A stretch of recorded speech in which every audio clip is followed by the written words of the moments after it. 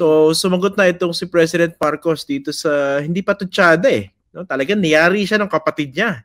Yung kanyang manang Amy. Diba?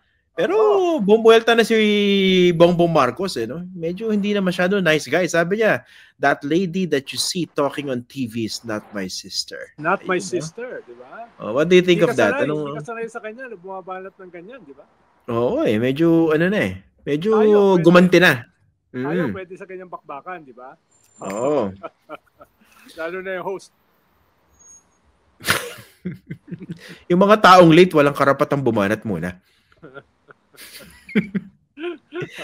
Ayun, what do you think of this, Senator? Yung pag-retaliate itong si President Marcos dito sa kanyang kapatid. Although sabi niya, I don't want to wash my dirty linen in public. Okay.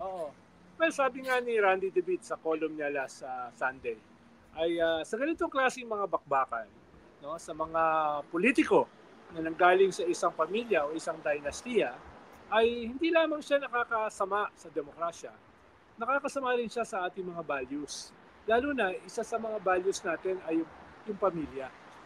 No? Parang alam naman natin na may mga away ang mga pamilya. Halimbawa, nakita natin yung away ng mga Binay, yung away ng mga Cayetano. Pero yung mga away na yan, mas maganda na nasa private scope na lang, di ba? Dahil yung mga parang nagiging spectacle sa tao, yung mga away ng mga magkakamag-anak. At in a way, ayaw nila niyan eh. Pero dahil nangyayari, spectacle sa kanila. Masarap panoorin, parang telenovela. Pero sa loob nila, parang, bakit naman ganyan? Hindi na nila itago.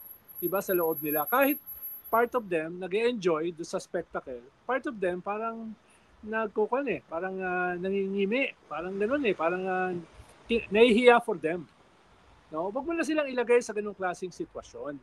Lalo na kung kayo ay mga leader ng bansa, wag niyo nang papangitin yung alam naman natin na fractured culture natin.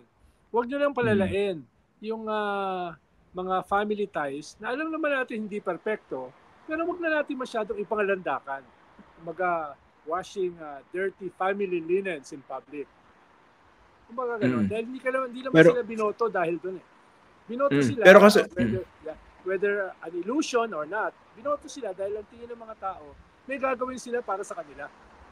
Wala naman nagagawa para sa kanila, winawalang hiya pa yung konsepto o kultura ng pamilya at yung ating political system. Pero Monsur Lamas, pag-usapan natin itong ano ba talaga yung primary and secondary objective dito?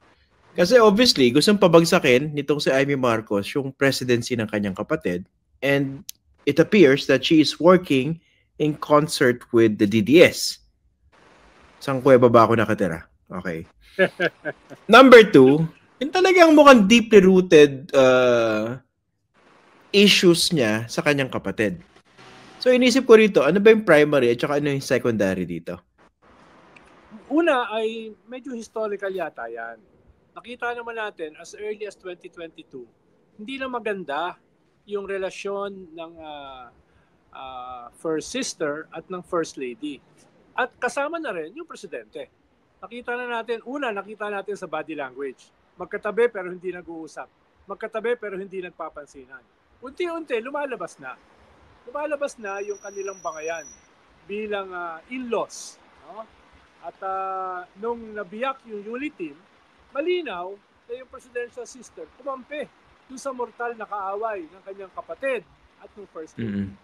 Kaya nag-deteriorate yung kanilang relasyon, if not in private, na matagal na mayroong problema, kung hindi in public.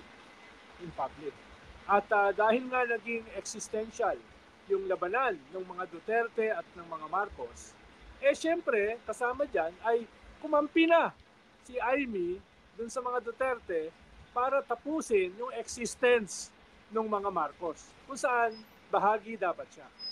At for the past more than 2 years, nakita natin yung ganyang klaseng mortal na away na talagang nandun siya sa kabilang kampo na gustong, if not pabagsakin, mismong ipapatay yung kanyang kapatid at ang pamilya nito.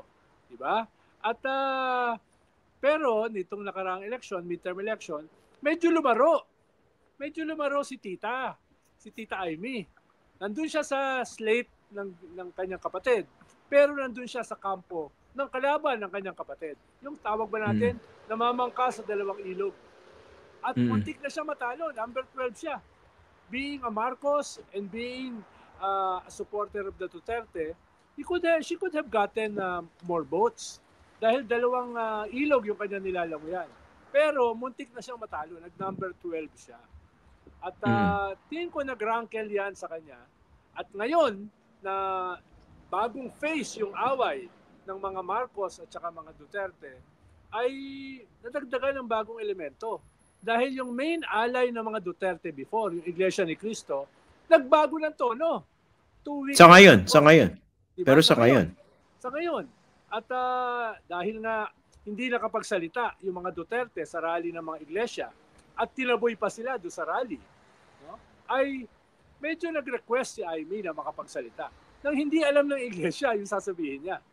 Diba? At doon nag-level up si Amy sa tira sa kanyang kapatid at sa kanyang sariling pamilya. Bakit? Dahil nga siya yung spokesman ng mga Duterte na hindi pinayagang magsalita sa Iglesia ni Cristo. So in that sense, ay talagang nag-sharpest line. Sharpest line dahil dala-dala niya yung mga interest ng mga Duterte na hindi pinagsalita. Kaya yung mga nilabas niya ay yung mga dating banat na niya pero hindi niya nilalabas in such a degree. Buong pamilya, tinawag niyang bangag, di ba? Pati yung mga ibang mga personal na bagay, niladlad niya. No? Kaya medyo baka ito na yung pinaka-sharpest na atake niya sa kanyang sariling kapatid at pamilya. Yung ginamit mong term, Senator, yung sharpest attack, no? Gusto kong gamitin yung term, sagad na ba ito? Kasi basically, kung gusto nilang pabagsakin yung presidency ni Marcos, they have to come up with the big guns, di ba? Mukha ito na yung mga big guns sila. Pero ang problema, parang hindi pa sapat para ma-achieve yung kanilang objective. For instance, itong patuloy na paglalabas ng video ni Zaldico, ang dami pa rin butas, ang dami pa rin doubts. Number 2, yung issue ng bangag na yan, nun pa naman nila pinapalutang yan, di ba? Si Harry Roque nga, nagpakalat pa ng fake video na nagko-cocaine daw itong si Bongbong Marcos. So, walang pumatol doon. Actually, supot yung fake video na yon. Tapos ito, si Amy Marcos, siya na mismo nagsabi, adik yung kapatid niya, pati yung first family. Hindi ba yun ang gusto niya sabihin So, ang point ko, sagad na Meron pa ba siyang ilalabas dito? Or this might be the end of it? In terms of propaganda. Ang problema natin, Christian, baka yung konsepto natin ng sagad para sa kanila, hindi pa Baka marami pa diyang mga sikreto na hindi tayo alam na ilalabas. Okay. Yun yung problema. Kaya hindi ko i-discount na meron pang mas malala. No? Sa ganitong klaseng labanan ng mga makakamag-anak. Dahil, siyempre, alam nila sikmura ng isa't isa Alam nila yung deepest, darkest secrets, di ba? Kumpara sa atin, di ba? Ako, yung alam ko sa iyo, hindi naman masyadong dark. Yung alam mo sa akin, hindi rin masyadong dark. Pero yung mga magkakamag-anak, very dark ang alam nila, di ba? Ganun ba? Parang wala yatang parity yung comparison na yun. Parang hindi yata tama yan. Hindi ako mag-uulat kung may lalabas pa na mas matindi. Ang tanong dito, ano ba yung political impact? No?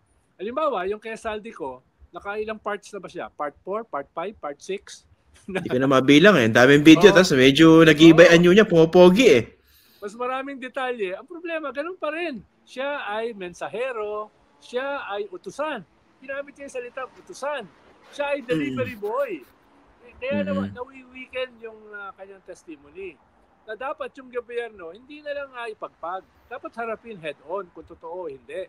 Sabagay, hindi naman nila, di-deny naman talaga nila yan. Pero, dapat seryosohin yan ng mga investigative bodies. Hindi lang parang dahil presidente ang binabanatan o dahil si Zaldico bumabanat, ay hindi mo na iimbestigahan. Kailangan imbestigahan pa rin. Pero, from my vantage point, parang humihina yung testimony dahil lagi na lang siya ay delivery boy, siya ay utusan, siya ay biktima lamang. Medyo parang walang maliniwala. Kaya humihina yung kanyang testimony na hindi ko sinasabi na tama o mali. Pero di ba? Yung hindi naman ganun, hindi mo naman kinakailangan maging matalino para ma-realize. Hindi mo kinakailangan maging Alan Herman para maunawaan na it weakens the message. Di ba? Yun yung problema dyan. Pero ganun din si Amy. Di ba? Kahit medyo mas maganda siyang mensahero kesa kay Saldico dahil kamag-anak siya. Ang problema dahil kamag-anak siya, parang may mga merong mga konting mga norms na hindi nilalabag sa atin, mga unwritten norms na hindi nilalabag sa atin. Diba na, halimbawa, kung gusto mong bumalat ng ganyan, i-subcontract mo na lang. Ipasa mo na lang sa mga magagaling na tirador, diba? Yan yung trabaho ng mga Topacio, yung mga Palelo, Harry Roque, yan ang mga trabaho ng mga ganun diba? Gadon, yan ang mga trabaho nila diba? Dapat hindi na ikaw dahil ang sagwa naapektuhan yung message. Di ba? Lang nga, yung ginawa ni Harry Roque yung pulburon video, medyo sumambulat sa sarili niyang muka. Di ba? Tapos sumabog. Sinasabi niya, siya yung pinaka-importante na asylum seeker sa Netherlands. Nabalo ko nga siyang puntahan doon para sabihin sa kanya, Harry, sobra naman yung pagpapa-importante mo sa sarili mo. Baka sabihin ng mga Dutch police, Dutch authorities, pag tinanong ko sila, hinahunting nyo ba ito? Itong si Harry Roque? Sabihin ng mga Dutch police, Harry who? No? Aray, ang sakit. Diba? So, yun yes, mahalaga yung mensahero. Diba? Mahalaga yung sasabihin ng mensahero. No? Dahil nga, malaking bahagi ng ating politika ay optics, perception. Pero, kung yung kapatid mismo ang maglalapastangan sa kapwa kapatid, no? Sa isang very personal na bagay, ay baka hindi ganun kaganda.